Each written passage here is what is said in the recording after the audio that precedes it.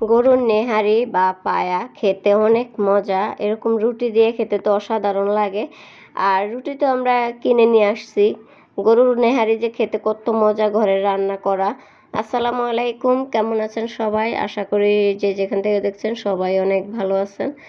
আলহামদুলিল্লাহ আমরাও ভালো আছি। তো এই যে আজকে এখানে রান্না করব হচ্ছে গরুর পায়া পায়া বা হচ্ছে নেহারি যেটাই বলেন। তো এগুলো আজকে রান্না করব। তো এটা তো হচ্ছে 2-3 দিন আসলে জাল দিয়ে রান্না করতে হয়। তো এখানে এলাচ, দারচিনি, তেজপাতা, কাঁচামরিচ কিছু আস্ত পাকা দেখে কাঁচামরিচ দিয়ে দিলাম। আর এখানে হচ্ছে রসুন বাটা, আদা বাটা, আর দেব জিরা বাটা। জিরা তো আসলে বাটা দেয় না, জিরা গুঁড়ি দিচ্ছিলাম। তো এই নেহারিটা আসলে রুটি দিয়ে খেতে অসাধারণ লাগে। যদি ঘরে বানানো চালের রুটি হয় আর কি, ওটা হলে আরও বেশি মজা হয়। তো যেহেতু চালের গুঁড়ি তো নাই বাসায়, তো আমরা কিনে নিয়ে এসে তারপরে রুটি দিয়ে খেয়েছি। তো এখানে যে হলুদ গুঁড়ো, মরিচের গুঁড়ো দিয়ে দিলাম, আর লবণ লবণ হচ্ছে পরিমাণ মতো দিলাম, পরে দেখা যায় বেশি হয়ে যাবে, তাই অল্পই দিলাম। আর এখানে 1 পাতিল পানি দিয়ে এখন জাল করব এগুলাকে। আর এই নেহারি কিন্তু 3-4 দিন ভালো করে জাল দিয়ে রান্না করতে হয়। আর একদিনে যদি রান্না করা হয় তাহলে ওটা প্রেশার কুকারে আসলে রান্না করলে সাথে সাথে খাওয়া যায়। আর এভাবে রান্না করলে কিন্তু একদিনে রান্না করে খাওয়া যায় না। তো যেহেতু পায়াগুলো একটু বড় বড়, তো একটু বড় পাতিলে রান্না করতেছি। তো এই যে দেখেন, এটা কিন্তু 3 দিন পর একদম সব সিদ্ধ হয়ে গেছে এবং হাড়গুলো কিন্তু খুলে গেছে। এরকম হলে খাওয়া যায়, খেতে ভাল লাগে, ঘন হয়ে যায় যখন ঝোলটা। আর নেহারি কিন্তু এরকম ঘন হলে খেতে অনেক বেশি মজা লাগে।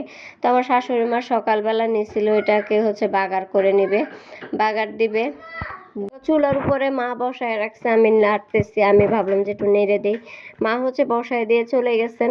তো এটাকে পরে বাগার দিয়ে খেলে অনেক বেশি মজা লাগে। এটা তার বাগার দিয়ে বসানো হয় না, এটাকে লাস্টে বাগার দিতে হয়। তো এই যে দেখেন ফাইনালি হয়ে গেছে, বাগার দিয়ে আমরা খেতে বসে গেছি। আপনাদের ভাইয়া হচ্ছে রুটি কিনে নিয়ে আসছে। আর এই নেহারি দিয়ে রুটি দিয়ে খেতে যে অসাধারণ লাগছে, আমার ছেলে অনেক পছন্দ করছে। আর এই তো খাওয়া দাওয়া করে দুপুরে রান্না বসিয়ে দিলাম। এটা হচ্ছে প্রথমে ডাল বসালাম, আজকে আসলে ডাল আর ভর্তা করব। ভাবলাম যে অনেক দিন আসলে গোস্ত খাইছি, তো 3-4 দিন একসাথে এক লাগা ধরা, তো এখন আর ভাল লাগে না। তো এখানে আলু ভর্তা করব, এই জন্য আলু সিদ্ধ দিয়ে দিছি আর এক চুলা ডাল বসাইছি। আর হচ্ছে শুটকির ভর্তাও করব। তা আলুগুলা বসিয়ে আমি হচ্ছে শুটকিগুলা রেডি করতেছি। এখান থেকে কিন্তু আমার ডালও হয়ে গেছে, যে ডাল কিন্তু বাগার দিয়ে নিছি। আসলে সব কিছু তার দেখানো সম্ভব না, তো ভিডিও অল্প অল্প দেখাই। আর এখানে ডালের মধ্যে একটা ডিম দিছি, কারণ আমার মেয়ে খাবে, ও তো আর ভর্তা খাবে না ঝাল, তো ওর জন্য একটা ডিম ভেঙে দিছি সাথে ডালের মধ্যে। আর এখানে যে ভর্তা বানানোর জন্য সব রেডি করে দিছি। এই যে এটা হচ্ছে পেওয়া শুটকি এটাকে বলে। আর এই শুটকির ভর্তাটা আপনাদের ভাইয়ার অনেক পছন্দ, ও এত পছন্দ করে কি বলবো, কিন্তু এটা অনেক কষ্ট, এই জন্য আমি করতে চাই না আসলে, মাঝে মধ্যে খুব কম করি। তো এখানে রসুন, শুকনো মরিচ, হচ্ছে পেঁয়াজ সব কিছু একসাথে বেটে নিলাম। এই যে আমি বেটে নিছি, এটা কিন্তু কাঁচাই বাটতে হয়, কাঁচা বেটে পরে তেলের মধ্যে ভাজলে অনেক মজা লাগে। তো এই যে এখানে কিন্তু সরিষার তেল দিছি, আমি সরিষার তেলের মধ্যে ভাজতেছি। আর এই শুটকির ভর্তাটা কিন্তু ঝাল হলেই খেতে ভালো লাগে।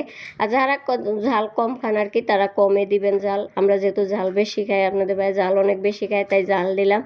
তো এই ভর্তাটা দিয়ে ভাত দিয়ে, গরম ভাত দিয়ে খেতে না অনেক ভালো লাগে। তো এই যে দেখেন কি সুন্দর হয়েছে কালারটা, তাই না? তো যাদের ভিডিওটা ভালো লাগবে অবশ্যই কমেন্ট করবেন। আর যারা ইউটিউব থেকে দেখবেন তারা অবশ্যই ইউটিউব চ্যানেলটা সাবস্ক্রাইব করবেন। আর যারা ফেসবুক থেকে দেখবেন তারা অবশ্যই ফেসবুক পেজটা ফলো করবেন। সবাই ভালো থাকবেন, সুস্থ থাকবেন, আল্লাহ হাফেজ।